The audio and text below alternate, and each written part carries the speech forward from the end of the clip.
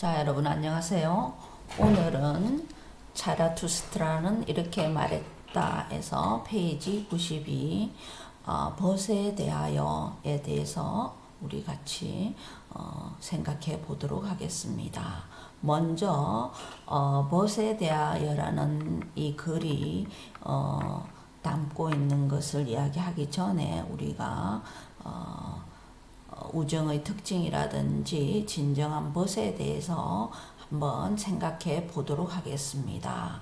우정은 벗 사이의 유대감의 소통이며 서로 간의 애정의 한 형태라고 합니다. 그래서 sociology, 사회학과, anthropology, 인류학에서도 관계, 사람들 간의 관계가 중요시되며 philosophy, 철학에서도 우정은 중요한 항목으로 다루어지며 고대 아테네 시대부터 중시되어 왔습니다. 그러면 이러한 우정의 특징은 무엇일까요? 자, 우정 그리고 벗의 밑바탕에는 affection, 사랑, 애정, kindness, virtue, 그 다음에 empathy, 감정이입, 그 다음에 loyalty, 상호에 대한 충실, 성실, generosity, 관대함, 관용, forgiveness, 용서, 그 다음에 mutual understanding, 상호 간의 이해, mutual compassion, 상호 동정심, trust, 신뢰, 그리고 있는 그대로의 모습을 보여주는 것, 그 다음에 감정을 그대로 표출하는 것, 실수를 친구 간에는 저질 수 있는 능력, 이러한 것들이 우정의 밑바탕에는 깔려 있습니다. 그래서 진정한 벗이란 인간이 갖는 상호관계 중에서 최고의 형태이자 서로를 발전관계로 이끄는 관계라고 볼 수 있겠습니다. 그래서 벗 중에서 나와 가치관이 달라서 적개심을 느낄 수 있는 벗도 있죠. 그리고 벗의 이럴 때는 어떻게 해야 되는지 니체는 이 글을 통해서 이야기하고 있습니다. 그리고 벗의 비밀을 지켜주는 것, 그리고 벗이 표현하기 싫어하는 것은 꼬치꼬치 묻지 않고 기다리며 덮어줄 줄 아는 마음도 진정한 벗 사이에서는 필요합니다. 그래서 바위처럼 옆에 그냥 있어주기를 원하는 사람. 그래서 벗은 고독이자 나의 허기짐을 달래주는 빵이자 심신의 아픈 상태를 치유해주는 양약이자 묘약이자 흔들리지 않는 눈빛, 영원한 눈빛을 말합니다. 벗은 자신의 굴레를 벗어날 수 없는 상황에서도 상대방 벗을 구해주는 구세주 역할을 하기도 합니다.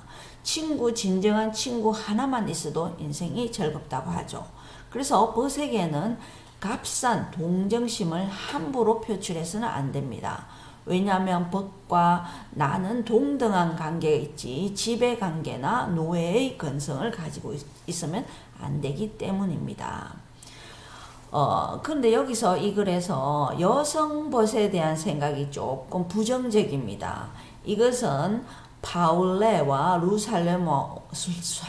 살로메와의 관계에서 니체가 체험한 것을 표출하고 있지 않나 하는 생각이 듭니다.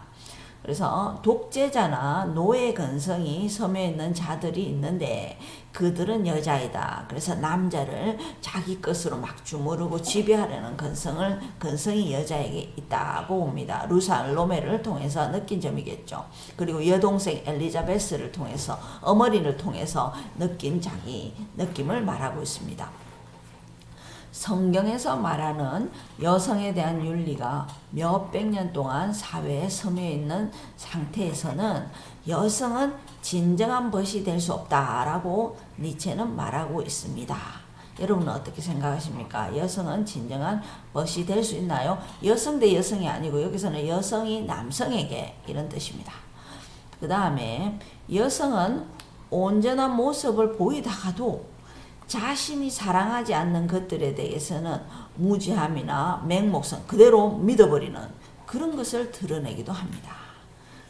심지어 쉽게 생각이 있는 여성이 사랑을 할 때조차도 여성은 갑작스러운 습격을 하거나 기습을 하거나 남성의 기습을 하거나 남자들을 갑자기 팍 머리 핑 도는 그런 번개 같은 역할, 그 다음에 남자들 돌게 만드는 역할, 그 다음에 감정의 묘한 감정, 변덕스러움, 그런 것이 따라다닙니다. 그래서 니체가 말하기를 이 글에서 여성은 아마 고양이이거나 조류들과 습성이 같다. 핥히고 남자의 마음을 핥히고 조류들 날아가죠. 쫓고 날아가죠. 그래서 남자를 쫓고 그 다음에 쪼아대고 그 다음에 마음이 변하면 날아가 버리는 거. 그래서 상처를 입히는 존재다. 그래서 니체가 얼마나 여성에게 상처를 당했는지 여기서 여성 벗에 대한 생각에서 잘 드러나고 있습니다. 그래서 니체는 여인들의 사랑, 남성의 사랑, 동지들의 관계도 우정의 형태를 띄어야 한다. 아까 우정의 특징도 말해줬죠. 그래서 우정에 관한 니체의 강렬한 열망과 또 실망이 깔려 있다고 보면 되겠습니다. 자, 그러면 이제 책에 들어가 볼까요? 그래서 여러분은 이 책을 읽으면서 진정한 벗이란 어떠한 인간관계를 말하는가? 두 번째 질문.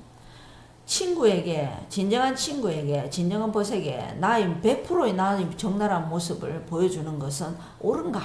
우리 이런 거 한번 생각해 보면서 이 강의를 들어보도록 하면 좋겠습니다. 자, 이런 것들을 우리 에세이로 한번 적어보는 것도 좋겠죠. 자, 우리 92페이지 맞죠? 92페이지 다섯째 줄 봅니다. 내 주위에 항상 너무 자주 한 사람이 따라다닌다 라고 얻는 자는 생각한답니다. 내 주위에 한 사람이 따라다니는 누굴까요? 1 곱하기 1은 늘 하나지만 결국 그것은 둘이 되고 만다.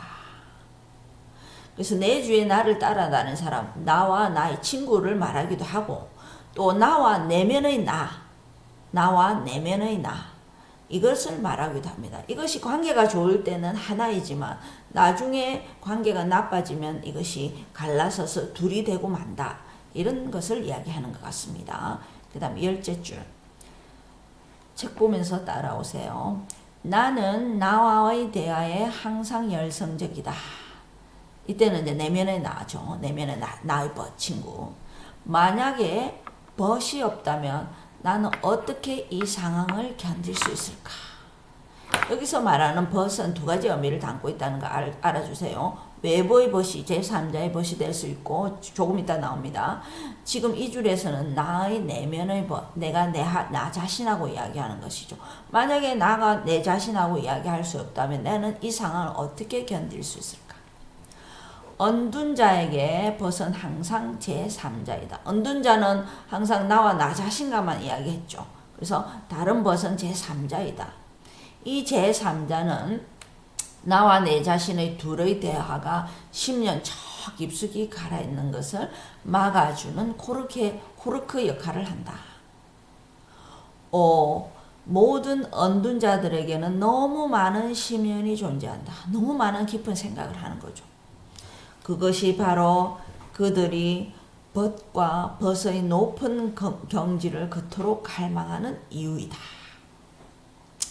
그래서 언둔 자들은 자기도 너무 많은 생각을 하고 그렇기 때문에 벗도 그 정도의 경지에 있는 높은 경지에 있는 그런 벗을 갈망한다. 이런 뜻입니다.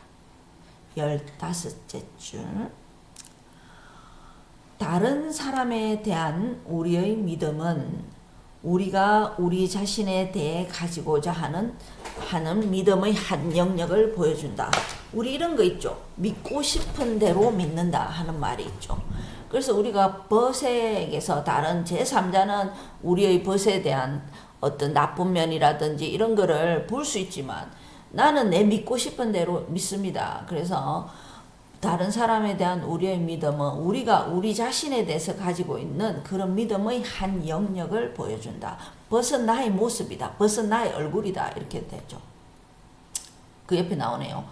벗에 대한 우리의 갈망은 우리를 드러내주는 것이다. 그래서 우리 유유상종, 동병상련, 비슷한 사람끼리 만난다 하는 것 있죠. 벗은 나의 모습이다. 그리고 종종 인간들은 단지 시기심을 뛰어넘기 위해 사랑을 이용한다.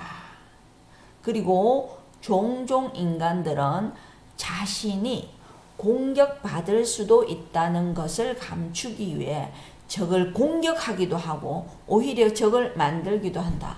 여러분 이 문장 잘 생각해 보세요. 나 저 사람 너무 싫어. 싫다기보다 질투나. 근데 이 질투나는 것을 보여주기 싫어서 오히려 좋아하는 척하는 그런 친구들이 있죠. 시기심을 뛰어넘기 위해서 사랑을 하거나 사랑하는 척을 합니다. 사랑을 이용하는 거죠. 그리고 저 사람이 내가 미워하면 나를 공격할 것 같아. 나보다 강해. 그럴 때는 사랑하는 척, 좋아하는 척 다가갑니다.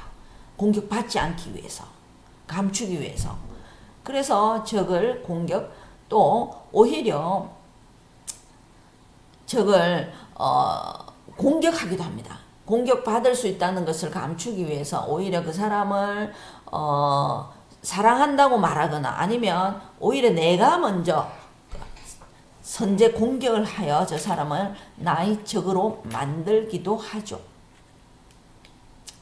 그래서 우리가 저 벗을 보면 나를 알 수 있다 하는 거 이야기했고, 나는 어떠한 벗을 원한다는 벗에 대한 갈망은 나의 모습을 드러내는 것이다. 나는 이러이러한 친구가 있었으면 좋겠어. 내하고 비슷한 친구를 원한다는 거죠. 그래서 파울레, 루살롬에, 니체와 동거를 했다고 했죠. 세 사람이 삼각관계에서 니체는 파울레가 유대인 의사고 돈이 엄청 많았죠. 니체는 파울레에 대한 시기심을 뛰어넘기 위해서 사랑이라는 감정을 이용한 것은 아닌가. 이거는 정확하게는 잘 모르겠습니다만, 파울레는 유대인 의사이자 부자이다. 파울레는 병약한 니체를 끌어들이면 루살로메가 자기가 니체를 비교하면서 오히려 자신을 좋아하지 않을까 생각하고 세 사람의 동거를 제안하게 됩니다. 그래서 파울레도 이 우정이라는 것을 사랑을 얻기 위해서 이용한 것이죠. 그래서 사울의 니체를 로마로 초대하고 서로 스위스로 여행을 다니면서 우정이라는 가면을 쓰고 그걸 유지하려고 하지만 결국 니체는 동거를 끝내게 됩니다. 루살로메에게 사랑을 고백하지만 거절당하고 이 동거를 끝내게 됩니다. 자, 그리고 이 자라투스타는 이렇게 말했다라는 글을 그 다음에게 쓰기 시작한 거죠. 그래서 이것이 루살로메의 관계가 많이 반영되어 있다고 보면 됩니다. 이 벗에 대하여 이 글에는. 자, 그 다음 20줄 92페이지. 최소한 나의 적이라도 되어달라. 감히 우정을 요청하지 못하는 진정한 존경심은 이렇게 말한다. 그래서 어떤 상대가 있어. 감히 니하고 내하고 친구하자라고 할 상대는 아니야. 그럴 때는 최소한 나의 적이라도 되어달라. 이때 적은 서로 미워하고 싸우는 격투하는 그런 적이 아닙니다. 서로 선의의 경쟁을, 그럼 너와 내가 진정한 우정을 누릴 수 없다면 우리는 선의의 경쟁을 하는 그런 적이라도 되자, 이런 뜻입니다. 어떤 사람이 벗을 원한다면 그는 벗을 위해서 전쟁을 벌이기를 원해야 된다. 선의의 경쟁도 할 줄 알아야 된다. 그 벗과. 그리고 이 전쟁을 벌이기 위해서는 자신이 상대방의 적이 될 수도 있어야 한다. 그는 자신의 벗 내면에 있는 적에게도 경의를 표해야 한다. 그래서 그대는 회피하지 말고 그대의 적에게 다가갈 수 있는가? 과연 그대의 적을 피하지 말고 그대의 적에 맞서 선의의 경쟁을 펼칠 수 있는가? 이런 뜻입니다. 나의 적이 되어달라는 말은 참 어렵죠. 참 어렵습니다. 우리는 상대방과 나가 안 맞다, 나의 적이다 하면 일단 뭐부터 합니까? 시기하고 질투하고 비방하고 뒤에서 욕하고 막 깝니다. 근데 니체는 그렇게 하지 말라는 거죠. 저 사람이 나의 적이라도 우정을 요청하지 못할 때는 존경심을 가지고 나의 적에 있는 그런 좋은 점과 나의 좋은 점이 서로 선의의 경쟁을 해야 된다. 이렇게 말하고 있습니다. 회피하지 말고 적에게 다가갈 수 있어야 된다. 이때 적이라는 것은 이때는 그냥 사회적으로 나쁜 무리를 일으킨 그런 적을 말하는 것은 아닙니다. 서로 경쟁 상대의 적을 말합니다. 그 다음에 93페이지로 넘어가 보겠습니다. 93페이지. 그러면 92페이지에서 아까 조금 더 해석해 보겠습니다. 맨 마지막 줄이 20페이지 맨 마지막 줄이 번역이 여러 가지가 번역되더라고요. 나는 그대는 회피하지 않고 그대의 적에게 다가갈 수 있는가? 저는 이렇게 해석했습니다만 여러분 책에는 아마 이렇게 되어 있을 거예요. 다른 해석 여러 가지 적어봤습니다. 너 벗에게로 넘어가지 않고서도 그에게 다가갈 수 있는가? 좀 모호하죠. 넘어가지 않고서도. 그대는 벗의 입장에 동조하지 않으면서 벗에게 다가갈 수 있는가? 그대는 벗의 바로 옆에 접근하고서도 그에게 항복하는 일 없이 지나치겠는가? 이런 식으로 비슷비슷하게 했습니다. 그래서 저는 그대는 적을 피하지 않고 적에게 다가갈 수 있는가? 저는 그렇게 해석을 했습니다. 여러분. 그 다음에 그래서 적을 시기하거나 미워하여 거리를 두거나 회피하지 말고 당당히 맞서서 적의 내면에 있는 최고의 기술을 따라잡고 미덕을 배울 수 있도록 하여 상호 윈윈 효과, 상승 효과를 가질 수 있는 그런 관계로 만들어야 된다. 우정이 성립하지 못할 때는 적과 그런 관계를 만들어야 된다. 이런 뜻입니다. 그럼 여러분 주위에 그런 친구들 있죠? 그런 친구가 있을 때는 어디 모여서 뒷담화 제발 하지 마시고 저 사람을 잘 살펴보고 저 사람이 가진 좋은 점, 공부를 만약에 너무 잘한다 이러면 어떻게 하면 잘하지 잘 살펴보고 그 사람의 기술을 따라잡도록 노력해야 된다. 그런 뜻입니다. 자, 그 다음 갈게요. 그 다음에 93페이지 넘어가세요.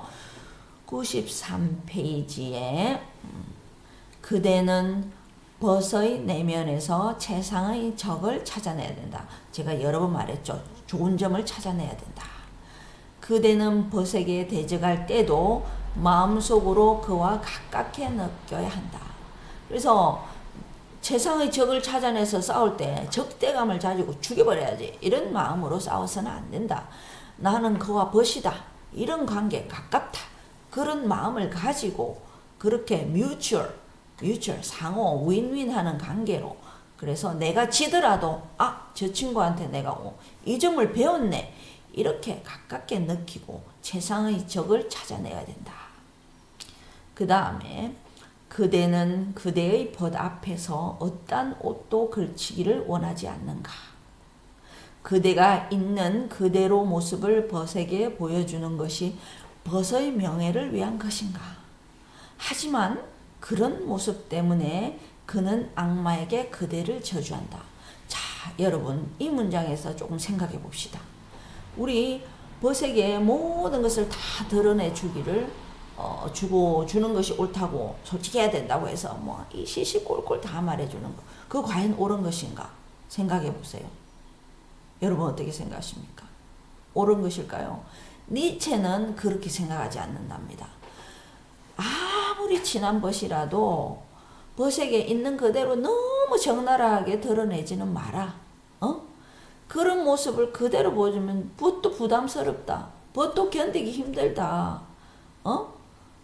그래서 그것은 벗의 명예를 지켜주기 위한 것이 아니다. 그래서 있는 그대로의 모습을 벗에게 보여주지 마라. 그리고 벗에게도 너무 솔직하게 니는 이 점이 나쁘고 그대로의 모습을 말하지 마라. 이런 뜻입니다. 벗의 명예도 지켜줘야 됩니다. 나의 명예도 지키면서 그래야 그 관계가 유지된다고 합니다. 그래서 여러분 앞으로 이 문장을 잘 생각해 보시고 벗에게 어떻게 해야 될까. 그렇다고 너무 숨기면 벗과의 관계가 유지되지 않습니다. 내 것도 조금 드러내야 상대방도 드러내고 그래야 이해관계, mutual understanding이 이루어지는 것이죠.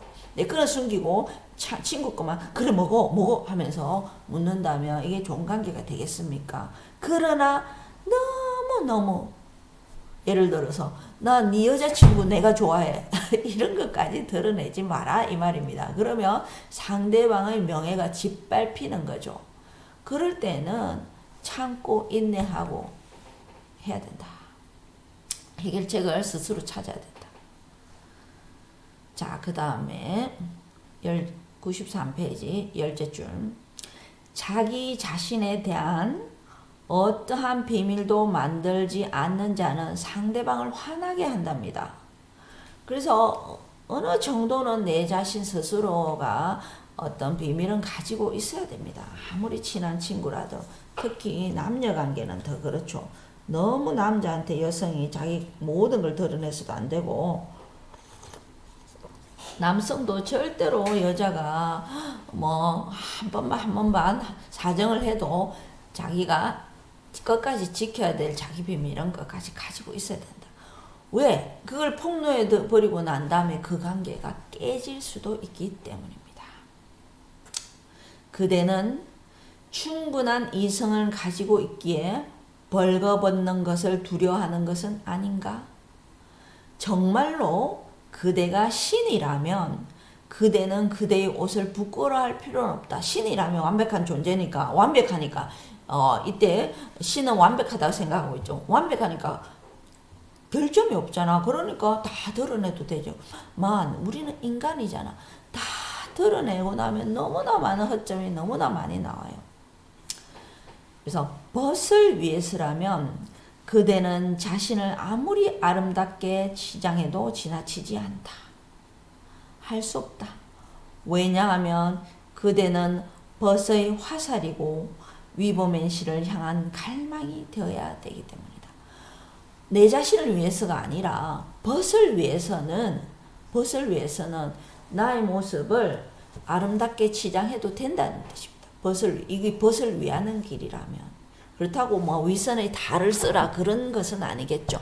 그래서 내가 약간의 결점이 있어도 그것을 약간 미화하여 그렇게 벗을 위하는 길이라면.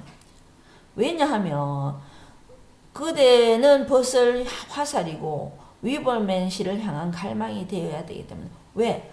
그대가 벗이 나를 통해서 위벌맨시를 향한 갈망으로 나아가고 저 높은 고지로 올라가야 되는데 내가 너무 허점을 드러내 버리면은 벗이 나를 통해서 무엇을 얻고 싶어 하겠습니까? 나에게 동경의 화살을 절대 쏘지 않겠죠. 아이고, 저런 놈이네. 내가 저런 놈을 뭘 믿고, 뭘 공경하고 같이 가겠노. 이렇게 생각합니다. 그래서 벗을 위해서라면, 위보맨시를 향한 길을, 같이 나아갈 동지인 벗을 위해서라면, 너무 많은 것을 드러내지 말고, 드러내서는 안 된다. 이렇게 이야기하고 있습니다. 자, 그 다음. 그대는 벗이 잠자고 있는 것을 본 적이 있는가? 그래서 그대는 그의 진정한 모습을 발견하는가? 결국 그 벗의 진면목은 무엇이란 말인가? 그것은 거칠고 불완전한 거울 속에 있는 그대 자신의 얼굴이 아닌가? 벗이 잠자고 있는 모습이 바로 그대의 얼굴이 아닌가? 여러분 어떻게 생각하십니까? 거칠고 불완전한 모습이지만 그건 내 모습이다. 벗의 모습이 내 모습이다. 왜? 나는 나와 비슷한 벗을 찾기 때문에 그렇습니다. 그래서 여러분 가슴에 손을 얹고 나는 과연 진정한 벗은 과연 몇인가 한번 생각해 보세요. 솔직히 말하면 나는 아직 못 찾은 것 같아요. 한 명 있나? 나와 똑같은 모습을 가진 벗을 찾기는 참 힘들어요. 나와 같은 미덕을 가지고 나와 같은 양심을 가지고 나와 같은 비슷한 성격을 가진 그런 벗이 세상에 있겠습니까? 그냥 한 80%, 70%, 뭐 50%라도 맞으면 그냥 벗을 하고 우리는 사귀고 사는 것이잖아요. 인생이 100% 나와 똑같은 모습을 가진 쌍둥이도 심지어 다르다고 하는데, 그래서 그렇습니다. 그래도 옆에 같이 다니는 벗을 보면 너 자신을 알 수 있다, 그런 말을 많이 하죠. 그 다음에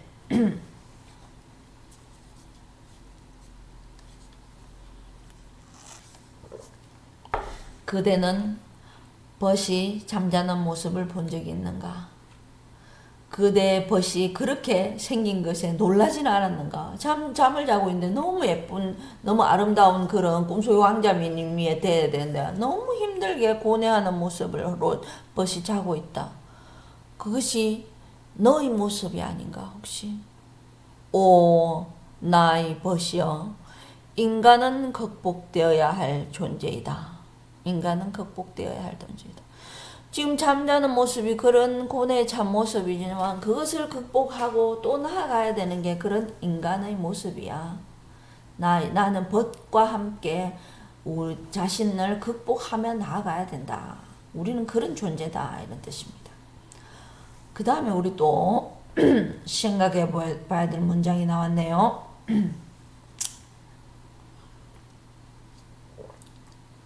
벗은 추측과 침묵의 달인이어야 한다. 모든 것을 보고 싶어 해서는 안 된다. 그대의 꿈이, 오히려 뭐를 궁금할 때는 꿈이 그대의 벗이 깨어 있는 동안 무엇을 하는지 그대에게 밝혀야 된다.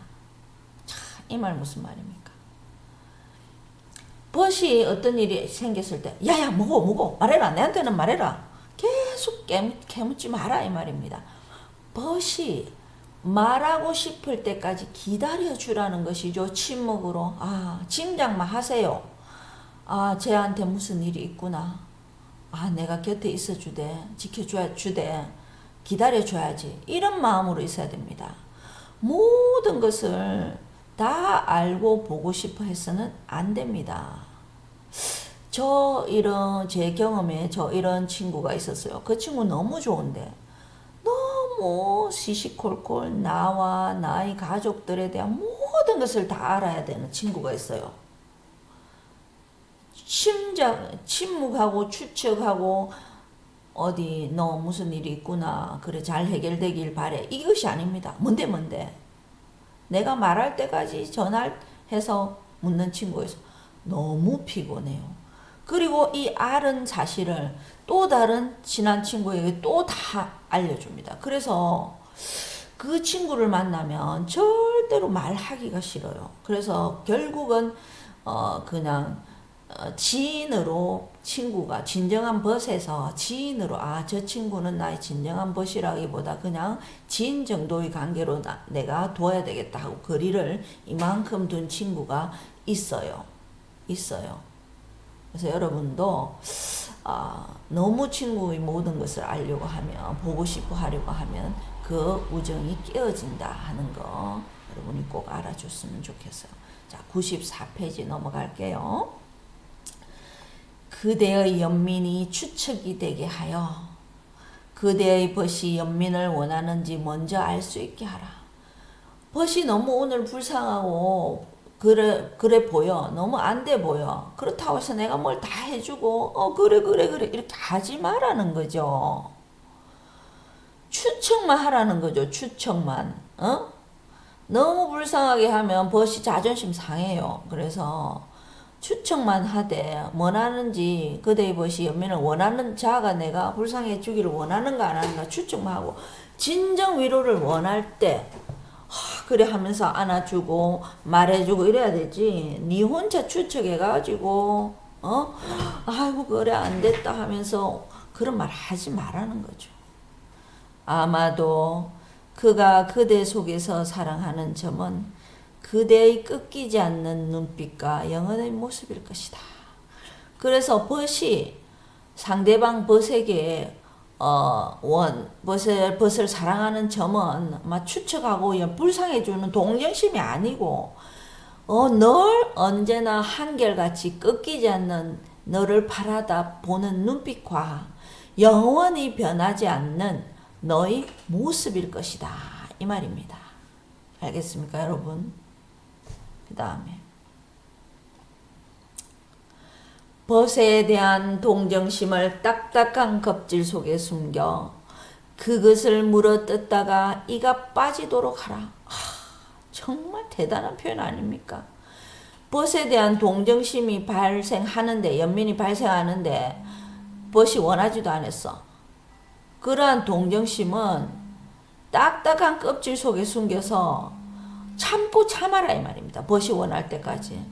그것을 물어뜯다가 이가 빠질 때까지 참아라 이런 뜻입니다.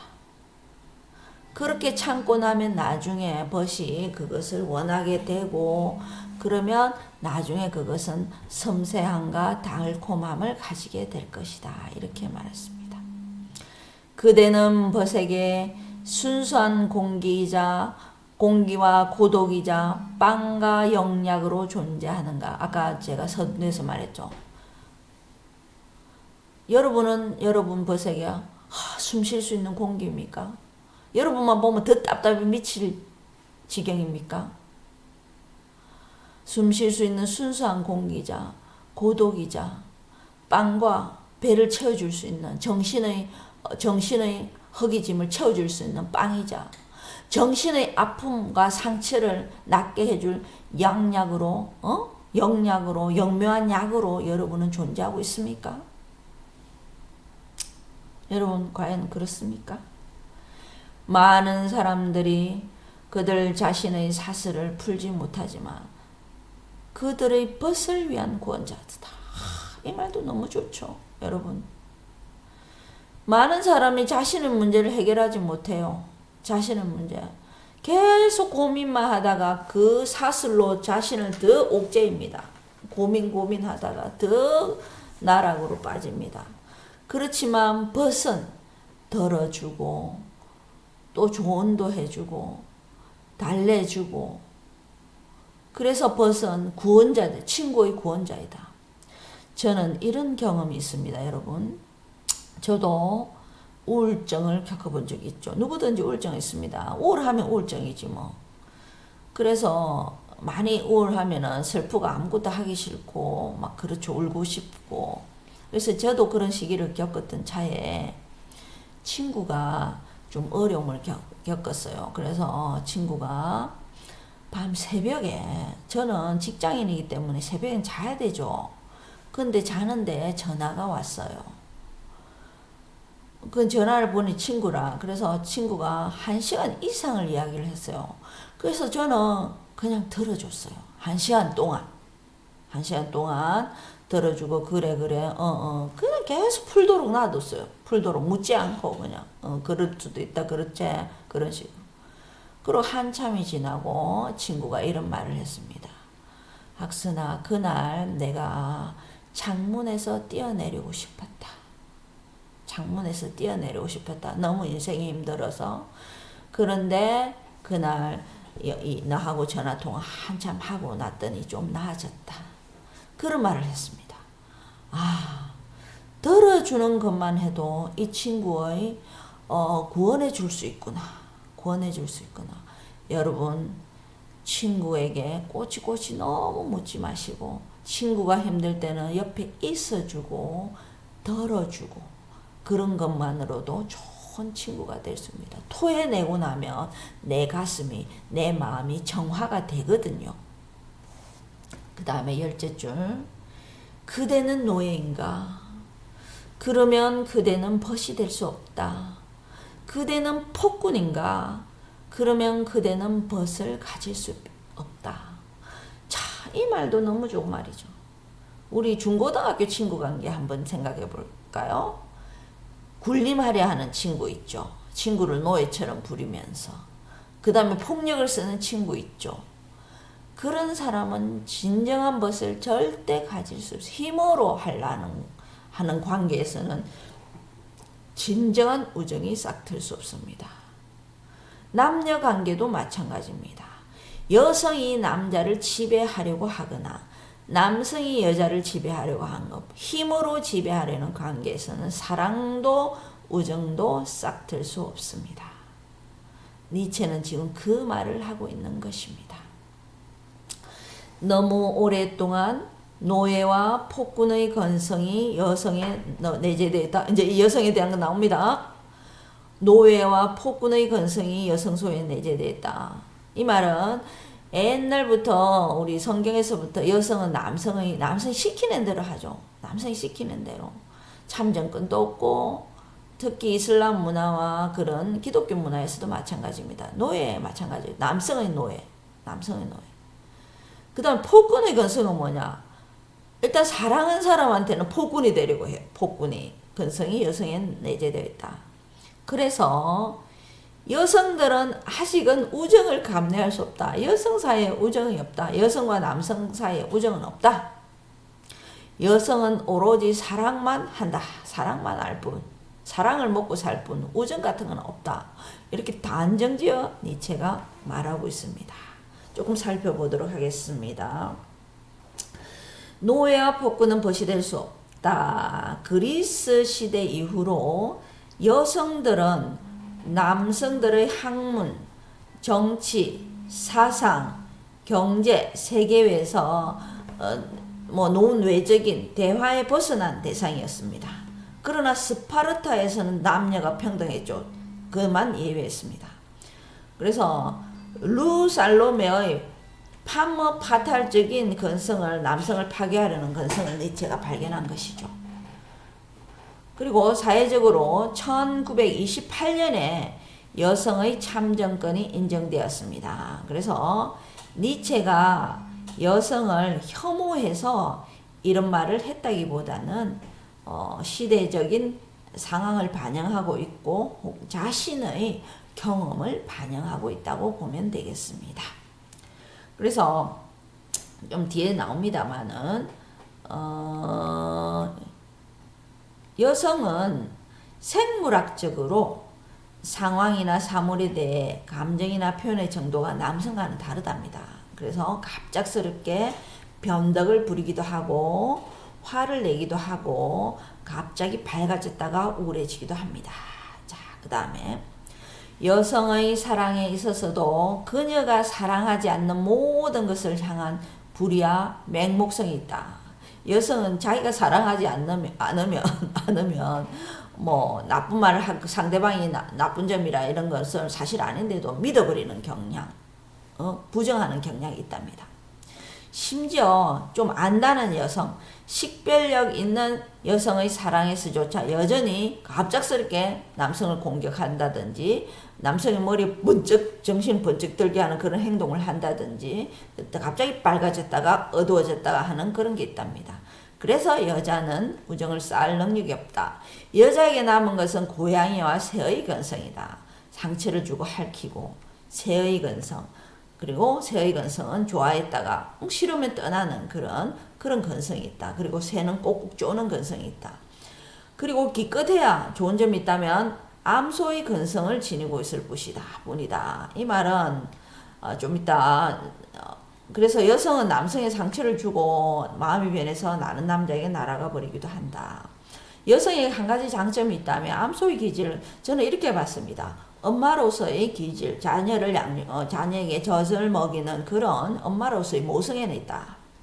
그래서 루살로메아의 경험으로 인해 여성에 대한 부정적인 정서가 형성되었다고 본다. 그리고 니체의 여동생 엘리자베스도 아주 부정적인 영향을 줬습니다. 아버지가 일찍 돌아가시기 때문에 니체를 아버지이자 연인으로 생각할 정도로 니체를 구속했습니다. 그래서 루살로메의 관계도 이 엘리자베스라는 여동생이 떼어놓은 거죠. 그래서 여성을 몹시 혐오하는 그런 사고가 형성된 것입니다. 여자는 우정을 쌓을 능력이 없다. 하지만 너희 남자들 중에서는 누가 우정을 쌓을 능력이 있는가? 너희의 가난은 얼마나 혐오스러운가? 정신적 가난을 말하겠죠. 너희 영혼은 얼마나 빈곤한가?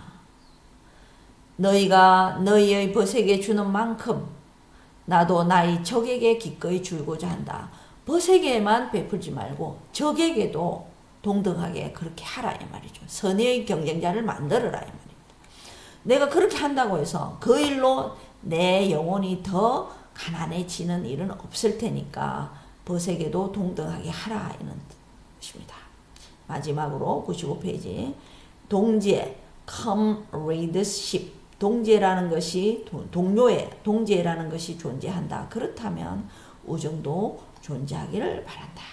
진정으로 존재하기를 바란다. 이런 뜻입니다. 자, 오늘 강의 여기서 마치겠습니다. 그래서 여러분은 여러분 나름대로 아까 제가 처음에 말한 거 두 가지 질문. 진정한 벗이란 어떤 관계를 말하는가? 친구에게 자신의 모습을 적나라하게 보여주는 것은 맞는가? 그래서 나의 진정한 벗과 있었던 일, 이런 것들에 대해서 니체의 생각을 이렇게 섞어가면서 한번 글을 써보는 것도 중요한 좋은 글이 될 수 있겠습니다. 여러분 다음 강의에서 만나요. 안녕.